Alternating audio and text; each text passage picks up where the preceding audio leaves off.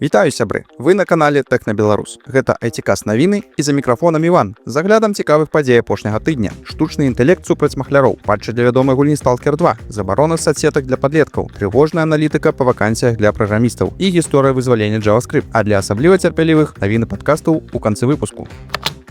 На прошлым тыдні у Пінску накрылі чарговы кол-цэнтр, які зарабіў больш за $500 000 на пасылках з неіснуючымі ноутбукамі. На працягу 3 гадоў нанятыя менеджеры тэлефанавалі людзям ад імя інтэрнэт-крамы тавары для дома і паведамлялі быццам бы пра выйгрыш камп'ютарнай тэхнікі, якую яны адправілі па пошце пераможцам акцыі. Схема старая, але як бачым спраўная. Сярод пацярпелых 49 чалавек, якія аплацілі выдаткі на паштовыя паслугі, а па факце атрымалі папяровае смецце, каталогі з таварамі і фэйкавыя сертыфікаты на іншую бытавую тэхніку. Такі вось true crime атрымліваецца, але мне ўспомнілася іншая нядаўняя навіна, калі супраць махляроў выкарысталі штучны інтэлект. Брытанскі мабільны аператар O2 стварыў бота з імем Дейзі, якая імітуе пажылую жанчыну ці нават бабулю, якіх часцей за ўсё і апрацоўваюць тэлефонныя махляры. Гэты бот можа працаваць дні напралёт і падчас размовы з махлярамі максімальна траціць іх час, задаючы дзясяткі дробных пытанняў, а таксама гуляе ў коткі-мышкі, падаючы несапраўдныя банкаўскія рэквізіты і іншыя даныя. Дарэчы, нумары бота спецыяльна распаўсюдзілі пад відам лёгкіх мэтаў для махляроў, а сама сістэма паказала сваю эфектыўнасць, бо некаторыя размовы доўжыліся па 40 хвілін. Такі кіберпанк будучыні мне падабаецца.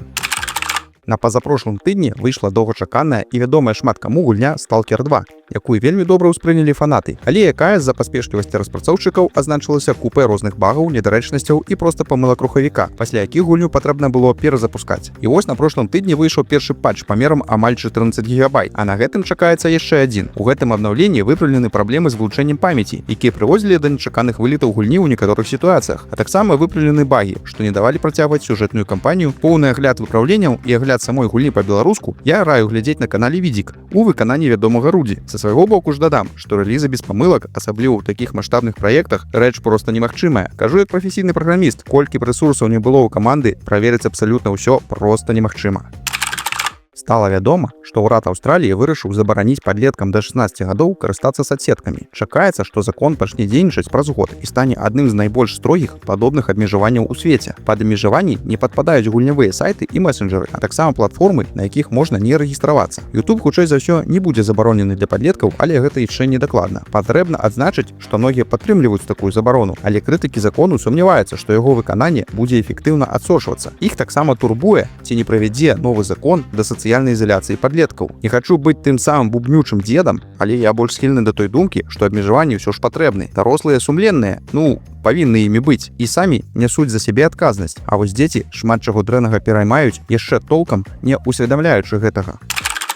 Заняпад IT-індустрыі ў самым разгары. Таму навіны не надта трывожныя, але ўсё адно непрыемныя. Колькасць вакансій для праграмістаў у ЗША упала больш чым удвая за апошнія 5 год. Скарачэнне актыўных вакансій адбылося на 56%, а распрацоўшчыкаў без вопыту увогуле сталі шукаць на 67% радзей. Некаторыя прадстаўнікі сферы адзначаюць, што зараз найгоршы час для пачатку кар'еры ў інфармацыйных тэхналогіях за апошнія 25 год. Яно і не дзіўна на фоне навін пра масавыя скарачэнні. Некаторыя нават задаюцца пытаннем аб мэтазгоднасці розных буткэмпаў па праграмаванню, навошта яны, калі ўжо ёсць штучны інтэлект. Аднак, калі ёсць няспыннае жаданне займацца гэтай дурыстыкай, ніякі штучны інтэлект не перашкодзіць, бо ён, па-першае, даволі тупаваты, а да таго ж не здольны ствараць як чалавек. Што праўда, лёгкіх грошай у індустрыі больш няма. Цяпер сапраўды патрэбна шмат працаваць, каб быў вынік. Калісьці раней, калі я толькі пачынаў, менавіта так і было.